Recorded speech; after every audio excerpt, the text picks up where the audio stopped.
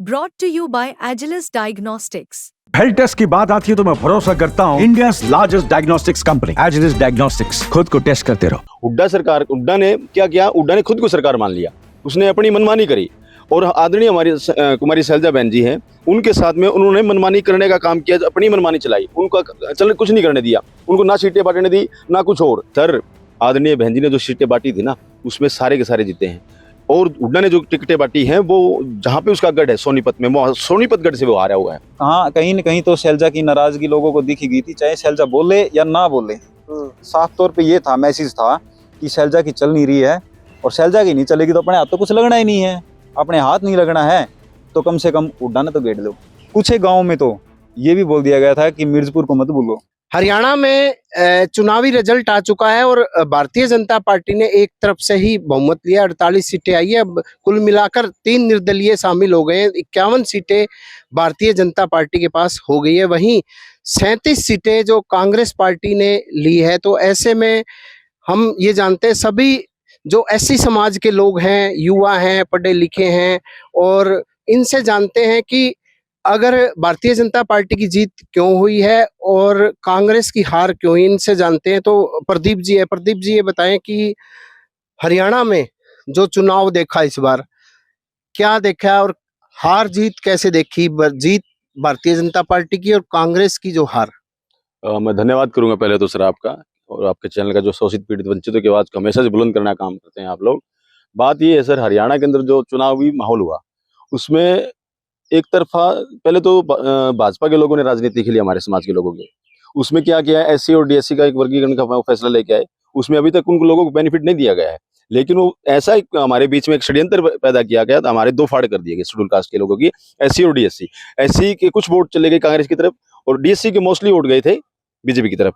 इसलिए एक बड़ा हिस्सा रहा है डीएससी समाज का और ओबीसी समाज के तबके ने बहुत बड़ा एक वोट बैंक बीजेपी को दिया है। ये उनका जीतने का कारण है सर। दूसरा, अगर मैं बात करूं, हुड्डा ने क्या किया? हुड्डा ने खुद को सरकार मान लिया, उसने अपनी मनमानी करी और आदरणीय हमारी कुमारी शैलजा बहन जी हैं, उनके साथ में उन्होंने मनमानी करने का काम किया, अपनी मनमानी चलाई, उनको कुछ नहीं करने दिया, उनको ना सीटें बांटने दी ना कुछ और। यानी कि जिस हिसाब से हुड्डा ने अशोक तंवर को खत्म करना है सोचा था, वीरेंद्र डुम्बर खां को तो खत्म करने की सोची और कर ही दी वो। उसके बाद किरण चौधरी को खत्म करने की सोची और तमाम बहुत सारे नेता हैं जिन्हों को उन्होंने खत्म किया। इसलिए बड़ा ये प्रहार हुआ शेड्यूल कास्ट के लोगों के ऊपर। और उसके बाद में हजारों टिप्पणियां आई हमारे जो लोगों के ऊपर, हमारी बहन के ऊपर, या हमारे, अगर मैं बात करूं मदन एडी में हमारे लोगों को मारा गया, मैं बात करूं बास में हमारा एक लड़का मारा गया, मैं बात करूं डाटा में हमारी लड़ाइयां हो गई, उन लोगों के द्वारा मारा गया जो पर्टिकुलर कास्ट है।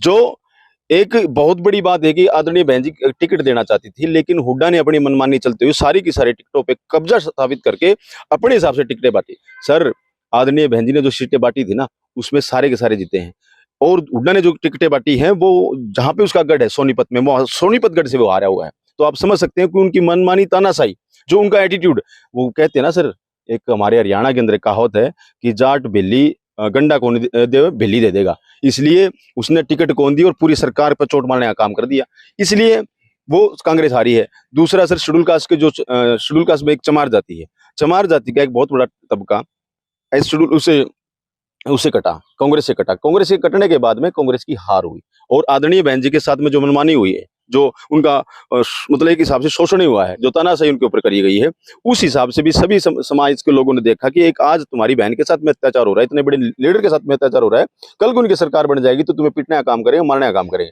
और सर, बीजेपी का अपना एक वोट बैंक है, उनकी एक पॉलिसी है, वो पॉलिसी के हिसाब से काम करते हैं, इसलिए सरकार वहां से बन गई। और मैं बात करूं हमारी एक बहुजन समाज पार्टी की या फिर हमारी जेजेपी की या फिर मैं आजाद समाज पार्टी की बात करूं, तो वहां पे भी हमारे लोगों का वोट चला गया, बहुजन समाज में हमारा वोट गया है, वोट बैंक। उसके बाद आजाद समाज पार्टी में वोट बैंक गया है। तो इस तरह से वोट बैंक कटने के कारण से कांग्रेस पार्टी की हार हुई सर। अगर बात की जाए, अगर पूरे प्रदेश लेवल पे कुमारी शैलजा लास्ट दिनों तक नाराज रही, बहुत लास्ट में आई है, तो उनकी नाराजगी को लेकर कितना असर पड़ा है हरियाणा में? देखिए सर, कुमारी शैलजा नाराज थी तो पूरा हरियाणा नाराज था सर, क्योंकि हम बेसिक पार्टी अलग हैं, हम संगठन अलग चलाते हैं, लेकिन हमारी समाज की एक बहन को गलत बोला जाएगा तो सर सहन नहीं होगा। इसलिए समाज के लोगों ने के अंदर ज्यादा डर था। ये एक वीडियो भी आई थी बहन कुमारी शैलजा की, किसी पत्रकार ने पूछा कि शैलजा का दिल बड़ा है क्या, तो उन्होंने कहा शैलजा का दिल बहुत बड़ा है लेकिन दुखता भी है। दुखता भी दर्द भी होता है। किसी ने पूछा कि अगर आप चुनाव प्रचार में जाओगे वो बुलाएंगे, तो उन्होंने कहा मुस्कुराते हुए उनके चेहरे पे स्माइल के साथ में ये कहा कि वो मुझे बुलाएंगे नहीं, मैं जाऊंगी कहाँ। यानी कि एक हिसाब से तानाशाही। आज हुड्डा और दीपेंद्र जो दोनों पिताजी उनके और दीपेंद्र जी बेटे उनके दोनों साइड में बैठे हैं, और सरकार कहाँ बनी सर उनकी। एक बहुत बड़ा कारण रहा है आदरणीय बहन का कि उनके बारे में जो टिप्पणी करी गई, नारनौल में टिप्पणी करी गई, उसके बाद गुहाना में टिप्पणी करी गई। गुहाना वाली टिप्पणी तो इतनी निंदनीय थी जिसको सुन नहीं सकते सर। उसके बाद बूथों पे लड़ाइयां हुई, मारे गए, फर्जी वोट डाले गए, बहुत सारी चीजें ऐसी हुई सर। हमारे समाज के लोग जो वो खुद से ही नाराज हो गए, उन्होंने अपना वोट कहीं और शिफ्ट कर दिया। इसलिए एक बहुत बड़ी हार का जो सामना हरियाणा में कांग्रेस को करना पड़ा ना, ये बड़ी बात है। देखिए सर, हम छोटे दलों से आते हैं, इतनी बड़ी हमारी एक बहुजन समाज पार्टी तो नेशनल लेवल की पार्टी, आदरणीय बहन जी हमारी आदरणीय वो महापुरुष है, वो जो बोलती है उसका हम पालन भी करते हैं। और एक हिसाब से चंद्रशेखर हमारे बड़े भाई हैं जो लगातार समाज हित में काम करते रहते हैं, उनके दिशा निर्देश में भी हम लोगों ने काम किया है। तो लेकिन हरियाणा के अंदर एक लहर थी सर, आप सुनोगे कि जब वोट क्या हुआ, जब चुनाव हो रहे थे, चुनाव के दौरान आप कांग्रेस की नीतियां देखिए सर। उनके स्टेजों के ऊपर उनके साथ में स्टेजों पे इतनी बदतमीजी कर रही है। उसके बाद में उनका बयान आया कि मेरे ही लोग मेरे साथ इतनी बदतमीजी कर सकते हैं, तो सर हमारी बहन बेटियों का क्या होगा सर। हमारे समाज की जो बहन बेटियां खेतों में जाती हैं, काम करती हैं, मजदूरी करती हैं, उनके घरों में पोछे लगाती हैं, उनका क्या होगा सर। जो अपने ही समाज की एक बेटी का वो इज्जत नहीं कर सकते, स्टेज पे भरे स्टेज के ऊपर जो मैं इतना निंदनीय घटना उन्होंने करी, जो कभी भी मतलब भुलाई नहीं जा सकती। इस तरह की चीजें सर समाज में आ रही है, तो सर काहे की मतलब क्यों लोग जितने देंगे। लोगों के अंदर एक रोष है सर। आप पत्रकार हैं सर, लेकिन एक पत्रकारिता के हिसाब से आप लोग, आपका ही मन है, आपको भी अच्छा बुरा सब लगता है। तो आपने भी सोचा होगा अगर ऐसा ही कर रहे हैं तो सरकार बनने के बाद तो क्या करेंगे। एक बात और सर, इन्होंने क्या किया, हवा फैला दिया, कांग्रेस जीतेगी, कांग्रेस जीतेगी, कांग्रेस जीतेगी। और हर तरफ से गांव में, मैं बात करूं मुढाल गांव की, वहां पे मेरे पास में कुछ लोग आए, वहां पे एक आदमी बोला भाई हमारी सरकार आंदे ना लठ मारा लठ। शिशाई गांव की बात आई, बोला हमारी सरकार आगे है, ये देखा इन्हें। मेरे पास वीडियो आई, बोला ये एक वीडियो आई, बोला हाँ भाई ये साढ़े जर्नल कैटेगरी पे जर्नल सीट पे है, ये चुमार वाल्मीकि किस तरह वो फार्म बढ़ने लगी। ये तो बोला चढ़ाए हो गया, बोला चौधरी की लड़ाई लड़ेंगे। मतलब हमें तो वो चौधरी समझते ही नहीं, उनके दिमाग में बैठा हुआ है। लेकिन मैं किसी देखो, आज आदरणीय बहन जी के साथ में जाट कम्युनिटी का एक बहुत बड़ा धड़ा खड़ा हुआ है। मैंने किसी भाई ने मेरे को बताया था कि सोनीपत और रोहतक और झज्जर, ये 3 डिस्ट्रिक्ट में तो हुड्डा साहब ने काम किया। और उसके बाद में जब उसके वास पे जाते थे तो वहां पर रस्से बांध दिए जाते थे। एक तरफा तो 3 डिस्ट्रिक्ट के लोग थे तो एक ए से जाते थे, और बाकी जो डिस्ट्रिक्ट के लोग थे वो दूसरे से जाते थे। ये भी भेदभाव मतलब जाट जाति के लोगों के साथ में हुआ है। जो लोग लगातार जिन्होंने मेहनत करी, उनका कोई सुध लेने वाला नहीं सर। ये बहुत बड़ी, ये जो इनकी खामियां रही ना सर, जो इनकी सिर में मतलब नाड़ में सिरिया रहा है, इसके कारण से कांग्रेस को हार का सामना करना पड़ा। प्रदीप जी ये बताएं कि अगर हिसार, सरसा, फतेहाबाद की बात की जाए, यहाँ इस बेल्ट में कांग्रेस की काफी सीटें हैं। अगर सोनीपत की बात की जाए, वहाँ सीटें कम आई है। और एक भूपेंद्र हुड्डा का कितना वर्चस्व रहा है अगर कांग्रेस पार्टी में। देखिए सर, हुड्डा तो चाहता ही नहीं था ना, वो तो चाहता ये था कि मेरी 43-44 सीट आ जाए, 1-2 कर निर्दलीय कैंडिडेट को मैं लेके अपनी सरकार बना दूंगा। ज्यादा सीटें आ गई तो कुमारी शैलजा का इसमें हाथ आ जाएगा, उसको मुख्यमंत्री ना बना दे। यानी कि ये मुख्यमंत्री की, ये चौधरी की ना जो रेस लगातार उन्हें एक बार घोषणा कर दे तो एक तरफा माहौल हो जाता कांग्रेस का। लेकिन मैं उन लोगों से भी कहना चाहता हूं जो हमारे समाज के लोग हैं, हमारे समाज के लोग भी इतने वो लोग हैं, नकारा लोग हैं, जो अपनी पार्टी को छोड़ के दूसरी पार्टी को वोट देने का काम करते हैं। अपने घर को मजबूत ना करके किराए के मकान में जाके बैठते हैं। देखो सर, किराए का मकान किराए का होता है, जब तक आप किराया दोगे तब तक रहोगे।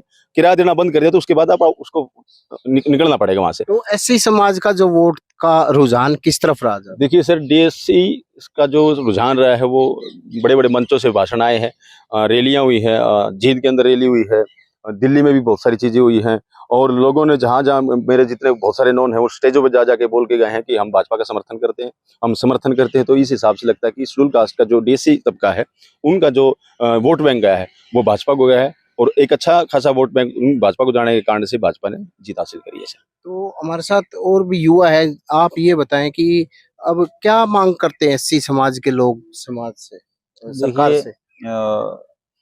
लंबे समय से, काफी लंबे समय का इतिहास है। बाद आप देखेंगे तो हरियाणा के अंदर ही नहीं, कहीं हरियाणा ही नहीं, बहुत से प्रदेशों में, अगर बहन कुमारी मायावती को छोड़ के देखा जाए तो दलित सीएम फेस कहीं ज़्यादा से हुए नहीं है। जितनी भी अब डोमिनेंट पार्टियां रही हैं उनमें दलित जो सीएम फेस है ना वो काफ़ी लंबे टाइम से नहीं रहा है। और हर एक वर्ग की एक इच्छा होती है कि उनकी जाति का या उनके वर्ग का या उनके समुदाय का एक सीएम पीएम बने। तो देश के अंदर जातिवादी मानसिकताएं इतनी हावी है कि इन लोगों के वोट तो लिए जाते हैं शेड्यूल कास्ट के, लेकिन शेड्यूल कास्ट के सीएम पीएम वगैरह आज तक किसी भी सरकार ने सोचा नहीं है कि इनको प्रतिनिधित्व दिया जाए। ये जो दलित समुदाय की जो हमेशा से मांग रही है प्रतिनिधित्व की रही है। कांग्रेस ने भी कांग्रेस भी हमेशा से दलितों को, एक तरफ से राहुल गांधी ने एक कॉन्स्टिट्यूशंस को अपने हाथ में लेके कॉन्स्टिट्यूशंस बचाने की बात कही। हालांकि गांधी और डॉक्टर अंबेडकर को जब स्टडी किया जाए तो दोनों एक दूसरे के विपरीत चले थे काफी लंबे टाइम। तो हम हमारे दलित लोग संविधान बचाने का ठेका भी किसको दे रहे हैं? राहुल गांधी को। राहुल गांधी के साथ साथ जब भाजपा ने भी इस कॉन्स्टिट्यूशंस को बर्बाद करने में कोई कसर नहीं छोड़ी है। उन्होंने भी संविधान पे बार बार अमेंडमेंट करके, कॉन्स्टिट्यूशन में रिजर्वेशंस पॉलिसीज के साथ अमेंडमेंट करके, छेड़छाड़ करके कॉन्स्टिट्यूशंस के जो शेड्यूल कास्ट के जो राइट्स थे उनको कमजोर करने में बहुत बड़ा हाथ रहा है। वो चाहे वो SC/ST एक्ट में अमेंडमेंट किया हो पहले भी, या फिर अभी जैसे वर्गीकरण का जो विषय था, इसमें सरकार के जो लोगों ने, जो अटॉर्नी जनरल था सरकार का, उन्होंने पैरवी अच्छे से नहीं की सुप्रीम कोर्ट के अंदर। तो दलित समुदाय की भी मांग है कि कम से कम एक उनका प्रतिनिधित्व करने वाला, उनकी आवाज उठाने वाला एक सीएम हो। इसीलिए कांग्रेस का ये हाल हुआ है। अगर कांग्रेस कॉन्स्टिट्यूशंस को हाथ में लेकर ये कहती कि हम उस दबे कुचले पीड़ित लोगों की आवाज उठाने के लिए एक दलित सीएम फेस लेके आएंगे तो होपफुली कांग्रेस आज मेजोरिटी में होती है और कांग्रेस आज सरकार बना लेती है अपनी। तो सबसे बड़ी तो सरकार से ये, अब भी मैं जैसे हरियाणा की बात की जाए, वर्तमान हरियाणा में जैसे कुमारी शैलजा की अनदेखी की गई कांग्रेस पार्टी में, तो उसका कितना असर रहा? बहुत बड़ा असर रहा। क्या असर रहा? कांग्रेस में जो जिस तरह से शैलजा की अनदेखी की गई, हालांकि हुड्डा ने हर बार दलितों को अपना माने कि अपना एक चेला बना के रखा है।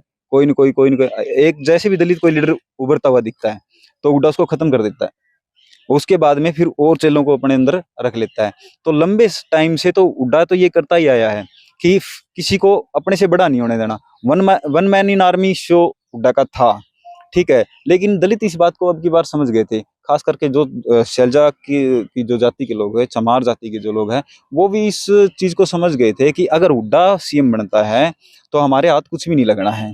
इसीलिए उन्होंने एक तरफा वोट एक साइड में ट्रांसफर कर दिया।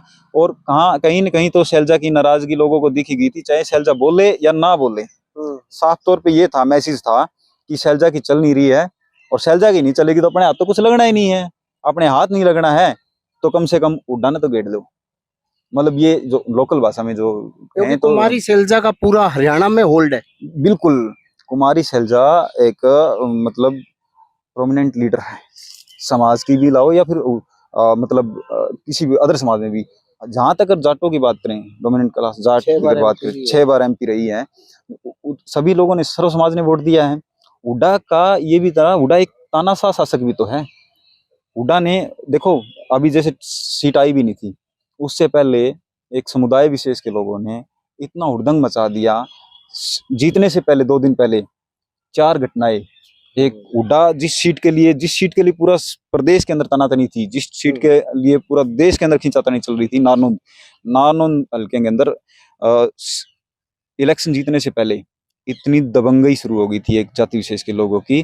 तो समाज के लोगों ने 2 दिन पहले ये समझ लिया था, 2 दिन पहले ये मैसेज कन्वे हो गया था कि हम भी ग्राउंड पर, हम इलेक्शन में हमने भी थोड़ा टाइम लिया, तो एक मैसेज चला गया था कि हुड्डा गेट दो, हुड्डा ना रा लो। यो आ गया तो वे गोहाना, मिर्जपुर और जितने भी कांड हुए हैं, बगाना कांड हुए हैं, बहुत सारे कांड हुए हैं, मिर्जपुर कांड हुए हैं, पहले की तरह जो एट्रोसिटीज जो हो रही है ना, वो रिपीट होती जाएगी। और दोबारा से मिर्जपुर कांड जैसे और भी कांड होंगे। कुछ गाँव में तो ये भी बोल दिया गया था कि मिर्जपुर को मत भूलो, रिपीट कर देंगे। अब जितना आप जिसी को दबाओगे वो दबेंगे नहीं। क्योंकि अब तो देखो दलित मूवमेंट थोड़ी सी हैवी भी है, वो थोड़ा थोड़ा अपना राजनीतिक वर्चस्व को बढ़ा रहे हैं।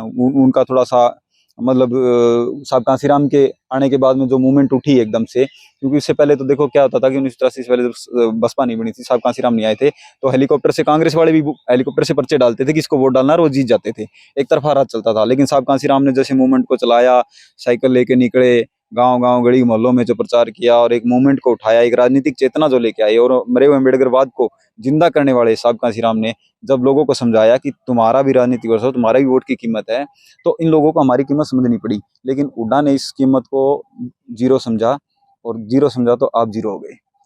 तो हमारे साथ और भी युवा है, आपका क्या नाम है ये बताएं कि जो अगर बात की जाए हरियाणा प्रदेश की, हरियाणा प्रदेश में भारतीय जनता पार्टी की जीत क्यों हुई है और कांग्रेस की हार क्यों हुई है?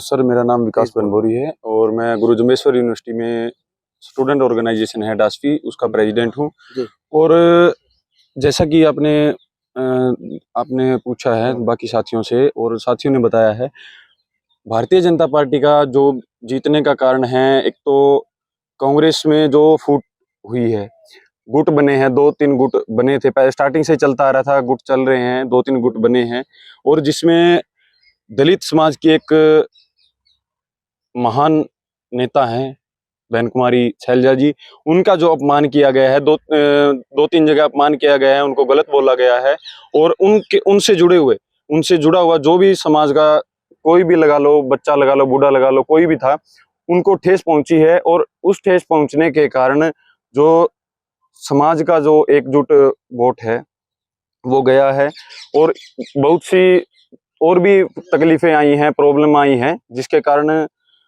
भारतीय जनता पार्टी की जीत हुई है और कांग्रेस की हार हुई है। तो आप सरकार से अब क्या मांग करते हैं? देखो सर, हम तो सरकार से यही मांग करते हैं कि देखो हम स्टूडेंट लीडर हैं और स्टूडेंट की लड़ाई लड़ते हैं। गुरु जम्बेश्वर यूनिवर्सिटी में हम, अगर कोई भी बच्चा हमारे पास आता है, किसी भी तरह की प्रॉब्लम लेके आता है, हम उनके लिए धरना प्रदर्शन करते हैं, या यहाँ तक कि हम भूख हड़ताल तक करते हैं। तो हम तो सरकार से यही बोलेंगे कि स्टूडेंट को जितनी भी प्रॉब्लम आ रही है, जैसे स्टूडेंट एग्जाम देने जाता है, एग्जाम दे के बाहर निकलता है, उसको ये खबर सुनने को मिलती है कि आपका पेपर कैंसिल हो चुका है, आपका पेपर लीक हो चुका है, भर्तियां अब तक अटकी पड़ी हैं, भर्तियां पूरी नहीं हो रही हैं, उनको भी पूरा किया जाए, और जो शोषित और वंचित जो तबका है उनको आगे लेके आने के लिए जो स्कीमें हैं उनको और उभार के लेके आया जाए। तो आप क्या कहना चाहेंगे जो आज के दिन जो वर्तमान स्थिति बनी है, ऐसे में क्या लगता है कि जैसे इन्होंने कहा कि हरियाणा में एक गुटबाजी देखने को मिली कांग्रेस में, तो क्या लगता है बीजेपी में भी ऐसी गुटबाजी देखने को मिली है और एक हुड्डा का एक अलग से कितना वर्चस्व रहा है? देखिए सर, मैं सिर्फ आपको इतना ही कहना चाहूंगा, सब बनते आए हैं आज तक, हम क्यों नहीं? हमारा कब उस लाइन में, उस समाज में कहाँ हमारा नंबर कब होगा कि हम देश में शासन करें? बहन कुमारी शैलजा है, बहन कुमारी मायावती जी हैं, तो हम सिर्फ इतना ही कहना चाहते हैं, जब आज तक हम आपको वोट देते आए हैं, आप हमें कब दोगे? क्या सिर्फ हम वोटों के लिए बने हैं? हमने देश को इतनी महत्वपूर्ण चीजें दी हैं, संविधान, बाबा साहब अम्बेडकर ने जो संविधान जो देश को दिया है, उस संविधान से जो आज जो चीजें चलती आ रही हैं, क्या आप उस संविधान करके हमें कभी उस लाइन में खड़ा नहीं करना चाहते जिस लाइन में हम आना चाहते हैं? क्या हम दबे कुचले ही रहना चाहते हैं? हम उस जगह भी बैठना चाहते हैं जहां हमारा हक है। हम मूल निवासी हैं, हम यहीं से हैं, हम कहीं से नहीं हैं, हमारा सबसे पहले देश पे हक है हमारा। तो हम भी उस लाइन में खड़ा होना चाहते हैं जहां लोग खड़े होके हुड़दंगबाजी करते हैं। हमारा सिर्फ एक ही मुद्दा रहता है कि हम सिर्फ और सिर्फ शांति प्रिय, हम संविधान को मानने वाले लोग हैं, हम शांति प्रिय शासन करने वाले लोग हैं। हमारा सिर्फ इतना ही रहता है कि भी हम सिर्फ और सिर्फ एक अच्छे पहलू की पहल करें और अच्छे से समाज को आगे लेके जाएं और समाज को की त्रुटियों को दूर करें। और हमारा कहने का मतलब है कि हमें हमारा भी सीएम हो। जैसे अभी हरियाणा में मैं बता रहा हूँ कि कभी अभी तक सीएम आया ही नहीं है। सही भाजपा सरकार ही क्यों, कम से कम हमें रिप्रेजेंटेशन तो दे। मतलब आप ये मांग करते हैं एससी समाज का सीएम होना चाहिए? बिल्कुल होना चाहिए, क्योंकि लंबे समय से देखो, जैसे भाजपा कह रही है कि हमने वंचितों को, दलितों को, पीड़ितों की आवाज सुनी है, तो भाई ये दलित और वंचित और पीड़ित आप लोगों से गुहार लगा रहे हैं, आपके सामने खड़े हैं, ऑन मीडिया आपसे रिक्वेस्ट कर रहे हैं कि आप प्लीज हमारा भी सीएम बना के देखो। अगर आप वाकई में वॉइस नहीं हो किसी चीज को लेके, आप समतावादी सोच के साथ चलने वाले लोग हो और समानता का मतलब संदेश देना चाहते हो समाज को, तो आपने कभी भी ना ही तो आपने किसी संघ में किसी को सुप्रीम दलित को किसी बड़े पद पर या सुप्रीम नहीं बनाया, और ना ही आपने कभी सीएम पीएम दलित को नहीं बनाया। अब आप लोगों की सेंटर में भी सरकार है और स्टेट में भी सरकार है। अगर आप समानता का संदेश देना चाहते हो तो हरियाणा के अंदर दलित सीएम बना के दिखाओ, नहीं तो फिर हमारी तो भाई हमारी खुद की पार्टियां हैं, फिर हम उन लोगों उस तरफ मूव करेंगे। आज नहीं तो कल दलित लोग फिर अपने घर की तरफ भागेंगे अगर आप लोगों ने रिप्रेजेंटेशन नहीं दिया तो आपने क्या कहना चाहेंगे आप? हाँ। सर मैं ये कहना चाहता हूँ कि जिस हिसाब से वोट पड़ा है, जिसमें 22% वोट गया है, 22% वोट गया है हुड्डा को, बस गए देखो ये पेन है सर, ऊपर वाला हिस्सा है 22%, नीचे वाला हिस्सा है 68%। इसमें से एक हिस्सा जो गया है 50% वोट बैंक भाजपा को, जिसमें से जो लोग बहन जी को लेके नाराज थे हुड्डा से और कांग्रेस सरकार से, उन लोगों ने 10% वोट भाजपा को किया है, जिसके कारण से भाजपा जीती है सर। दूसरा सर, ये जो बात कर रहे थे ना कि हम एक तरफा की बात कर रहे थे कि हम समरसता लेके आएंगे, सबको साथ लेके चलेंगे, सबका साथ करेंगे, सबका विकास करेंगे, ये चीजें इन्होंने नहीं करी। एक बात आपने साथी भाई से पूछी थी कि क्या कुमारी शैलजा का होल्ड कहाँ कहाँ है। आदरणीय पत्रकार महोदय, कुमारी शैलजा का योगदान हरियाणा के अंदर नहीं, पंजाब के अंदर, निकटवर्ती हमारा राजस्थान के अंदर, हमारा ये लखनऊ क्षेत्र यूपी के अंदर, दिल्ली के अंदर काफी जगह है जो बहन जी का मतलब एक होल्ड है। देखिए सर, वो छोटा चेहरा नहीं है, वो कैबिनेट मंत्री भी रह चुकी है केंद्र में, 6 बार एमपी रह चुकी है, छोटी चीज तो है नहीं सर।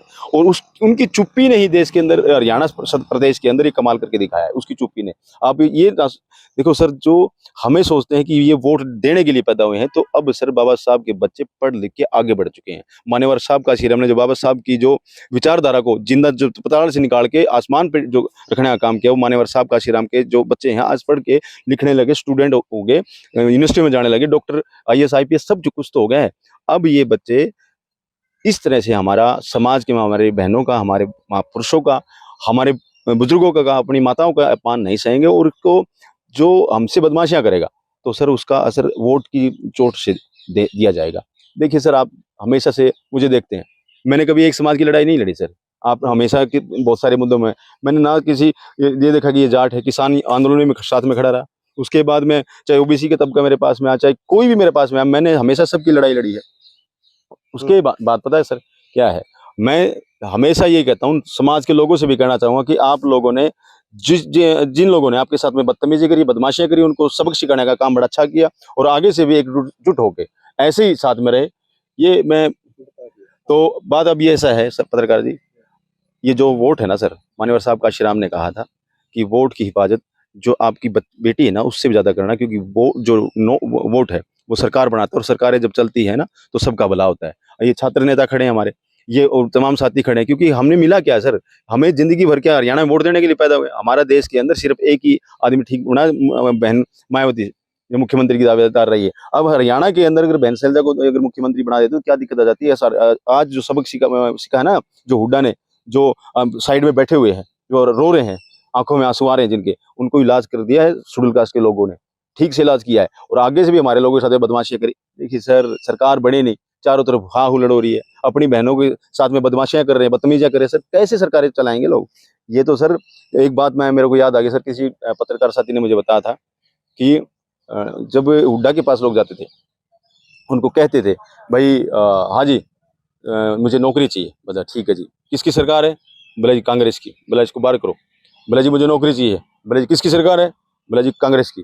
तीसरा बोला मेरे को नौकरी चाहिए, बोला किसकी सरकार है जी, बोला हुड्डा की, बोला इसको लगाओ नौकरी। यानी कि हुड्डा ने तो अपने हरियाणा को अपने आप को सरकार समझ लिया, अपने आप को सब कुछ समझ लिया, वो तो अपने आप को बिल्कुल माने बैठा था कि मैं इस देश हरियाणा का शासक हूँ।